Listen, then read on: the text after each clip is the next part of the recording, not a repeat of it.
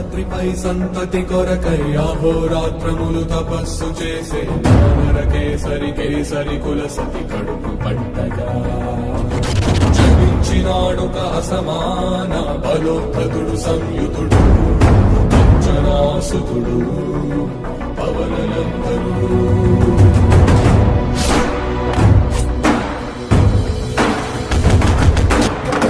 కిరణముల ఉదయాత్మి గని అది పండిన తీయని పంటను కొడు సూర్యమండలము పండితి మానని వీళ్ళుడే అనుదేహం నాగున రవి మందై జగము చీకటై మారా